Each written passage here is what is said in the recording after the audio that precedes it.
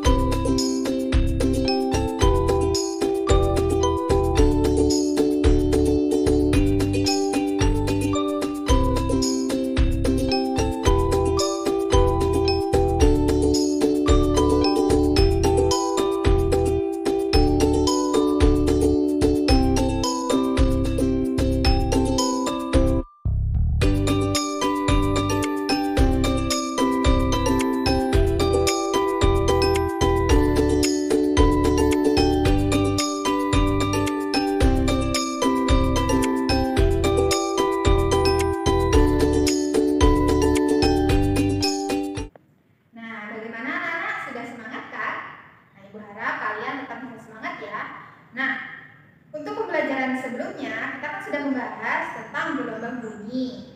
Pada saat ini kita membahas tentang mekanisme pendengaran pada manusia dan hewan serta aplikasi gelombang dan gelombang bunyi dalam teknologi. Untuk lebih lanjut, Ibu akan melampirkan terlebih dahulu tujuan pembelajaran kita hari ini. Serta kata konsepnya sebagai berikut. Untuk membahas materi lebih lanjut, simak video sampai akhir ya. Oke anak-anak, di sini Ibu sudah menyiapkan dua materi yang akan kita bahas. Yang pertama tentang mekanisme pendengaran, yang kedua tentang aplikasi getaran dan gelombang dalam teknologi. Kita bahas satu persatu melalui yang pertama mekanisme pendengaran terlebih dahulu ya. Untuk yang pertama, pendengaran pada manusia. Jelas, indera pendengaran pada manusia adalah telinga. Nah, telinga ini terdiri dari tiga bagian. Yang pertama, bagian luar, tengah, dan dalam. Untuk bagian-bagiannya, Ibu akan melampirkan gambar telinga dan bagian serta fungsi pada telinga yang akan kita pelajari pada hari ini.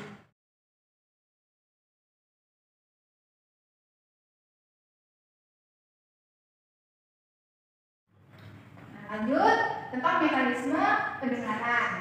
Nah, di sini ada simbol sumber suara. Misalkan di sini ada sumber suara mengeluarkan bunyi atau suara, kemudian bunyi itu diteruskan ke lubang telinga. Oleh lubang telinga dilanjutkan kembali menuju ke bagian yang lebih dalam, yaitu gendang telinga atau biasa kita sebut dengan membran timpani. Kemudian oleh membran timpani itu diteruskan ke telinga tengah. Nah, telinga tengah ini memiliki tiga tulang kecil. Yang pertama martil, landasan, dan sambuti. Nah, telinga tengah ini dihubungkan ke faring melalui saluran eustachius. Nah, pada saluran eustachius itu getaran atau gelombang bunyi diteruskan atau ditransmisikan ke koklea atau rumah sikut. Bentuknya seperti rumah sikut. Kemudian oleh koklea ini diteruskan kembali ke korti. Pada korti inilah gelombang bunyi diteruskan ke sel saraf pada otak. Lalu kemudian menimbulkan respon. Nah, responnya ini tergantung pada kita sendiri, pada otak. Misalkan kalau kalian mendengarkan bunyi, ada yang tepuk tangan, ada yang responnya itu ikut menyanyi atau menggerakkan kaki dan lain sebagainya. Itu adalah bentuk respon. Kemudian pendengaran pada hewan. Kita membahas terlebih dahulu tentang sistem sonar. Atau sistem sonar ini singkatan dari Sound Navigation and Ranging. Biasanya digunakan oleh hewan untuk melakukan pergerakan atau navigasi dengan mendeteksi frekuensi tinggi atau ultrasonik. Nah, biasanya ini sistem sonar ini digunakan oleh hewan-hewan yang memiliki indera pendengaran atau frekuensi pendengaran ultrasonik. Seperti kelelawar. Kelelawar itu pada saat malam hari dia mengeluarkan bunyi untuk navigasi pada saat dia terbang agar tidak menabrak sesuatu dan dapat mendeteksi mangsanya. Nah, itulah cara kerja atau sistem sonar. Nah, kemudian sonar sendiri itu apa? Sonar merupakan metode penggunaan gelombang ultrasonik untuk menaksir atau mengubah ukuran, bentuk, letak, dan kedalaman benda-benda. Nah, sonar ini selain digunakan pada hewan, juga digunakan untuk mendeteksi kedalaman benda-benda. Seperti itu. Nah, contoh, ini hewan yang menggunakan sistem sonar ya, atau menggunakan navigasi dan ranging, yaitu kelelawar dan lumba-lumba. Selanjutnya, aplikasi getaran dan gelombang dalam teknologi. Untuk yang pertama, yaitu ultrasonografi atau disingkat dengan USG. USG ini merupakan teknik pencitraan ya, untuk diagnosis dengan menggunakan gelombang ultrasonik. Nah, ternyata ultrasonografi ini merupakan teknik yang digunakan mulai mengubah bentuk gelombang bunyi untuk menjadi sebuah gambar. Nah, frekuensi yang digunakan berkisar 1 sampai 8 MHz. Nah, USG dapat digunakan untuk melihat struktur internal dalam tubuh. Misalnya, kita banyak mengetahui dalam kehidupan sehari-hari, USG itu digunakan untuk mendeteksi kandungan, detak jantung, kanker, dan lain sebagainya. Untuk fungsi-fungsi USG, kalian bisa mencari lebih lanjut melalui berbagai sumber ya. Nah, kemudian ini proses menunjukkan gambar dari bunyi. Ada 3 tahapan. Yang pertama, pemancaran gelombang. Nah, gelombang itu dipancarkan terlebih dahulu pada objek yang akan dicitrakan. Kemudian, penerimaan gelombang pantul dan interpretasi gelombang pantul. Nah, penerimaan gelombang pantul ini biasanya dibantu oleh alat medis. Kemudian interpretasinya juga sama. Interpretasinya ini dalam bentuk gambar. Paham ya? Oke, selanjutnya sonar. Kembali lagi kita membahas tentang sonar. Ternyata sonar tidak hanya digunakan untuk pendengaran hewan saja, tetapi juga aplikasinya dalam teknologi. Nah, sonar ini salah satu fungsinya adalah mengukur kedalaman laut. Di sini ibu punya ilustrasi tentang mekanisme atau sistem sonar. Nah, misalkan ini adalah perahu atau kapal yang memiliki sonar di dalamnya. Sonar. Di sini ada transducer sebagai pemancar gelombang ultrasonik untuk mengukur berapa kedalaman antara permukaan air dengan permukaan dasar air laut. Kemudian gelombang ultrasonik tersebut dipantulkan, nah dia memantul yang akan ditangkap oleh detektor. Nah, kemudian kecepatan dan waktu saat memancarkan dan memantulkan ini digunakan untuk menentukan jarak. Nah, sebagai rumusnya sebagai berikut. S sama dengan V kali T per 2. Kalau misalkan kita kemarin membahas antara jarak sumber bunyi dengan pendengar adalah S sama dengan V kali T, kalau pada sistem sonar itu ada per 2-nya, jadi V kali T, di mana S ini satuannya tetap meter, V adalah meter per sekon atau kecepatan berbunyi ya, kemudian T ini adalah waktu satuannya sekon. Oke, terpahami ya? Oke, untuk yang ketiga itu terapi ultrasonik. Yang namanya terapi ini biasanya dilakukan yang memerlukan alat medis ya. Nah, yang pertama frekuensi gelombang yang digunakan itu 800 sampai 2000 kHz. Atau kalau dikonversi ke dalam Hz itu berarti 2 juta Hz. Ya. Kemudian alat medis untuk peluru batu ginjal, kemoterapi dan lain-lain. Nah, untuk meluruhkan batu ginjal biasanya orang-orang itu menggunakan terapinya disebut terapi ultrasonik atau laser ya. Nah, ini untuk meluruhkan batu ginjal. Kemudian kemoterapi, kanker dan lain sebagainya. Dan yang keempat pembersih ultrasonik.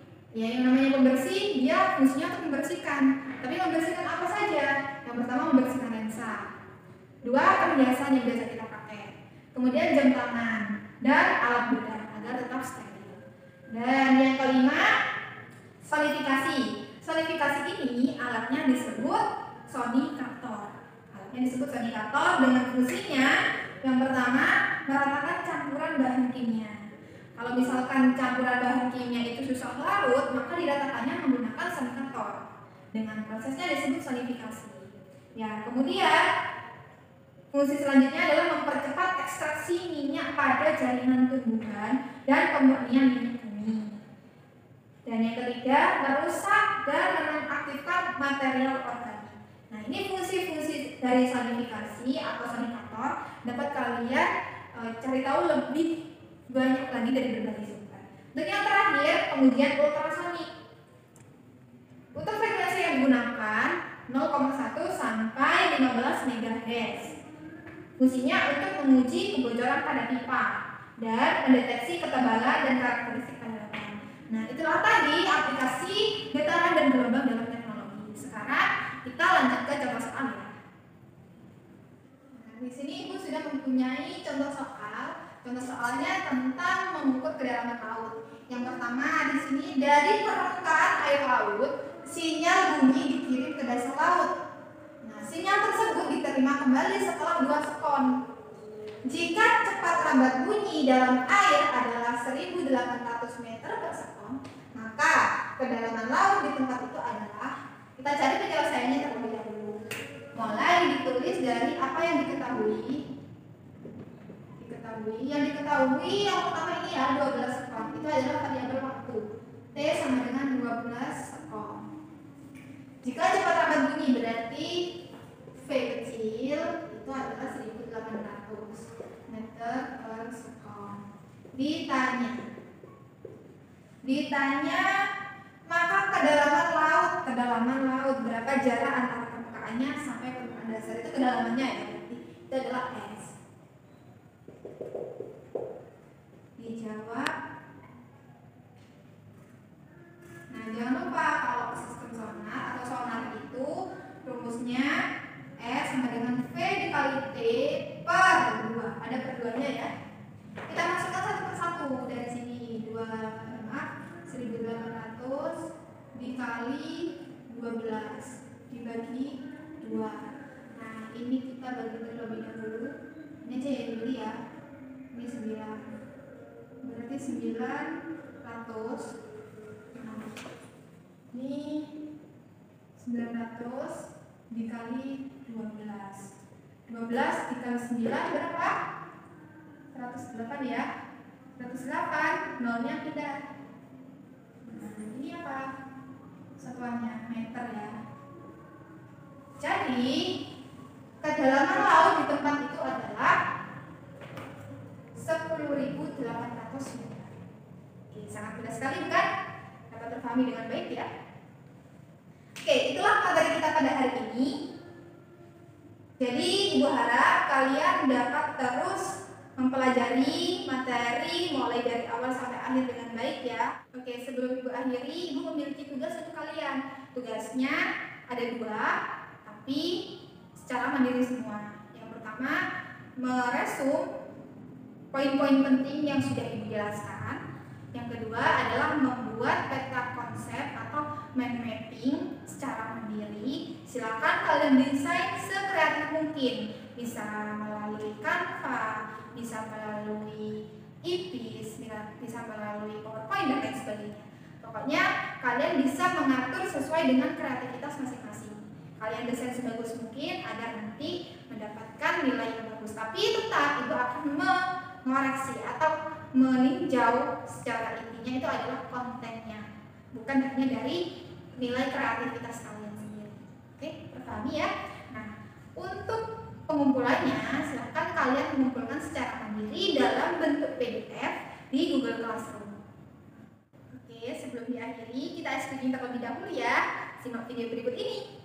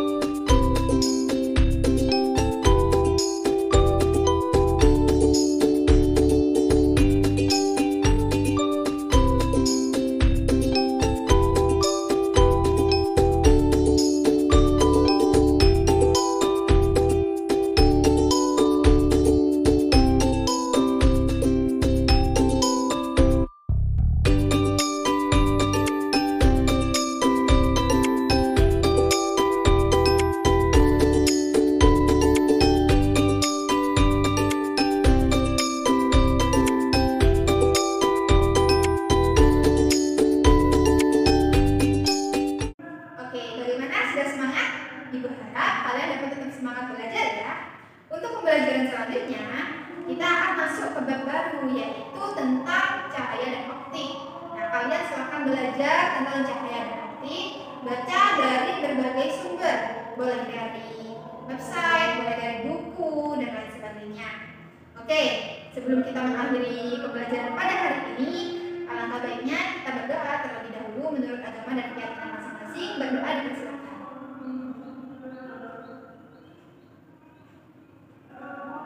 Berdoa dapat dihadiri. Sekian pembelajaran dari saya.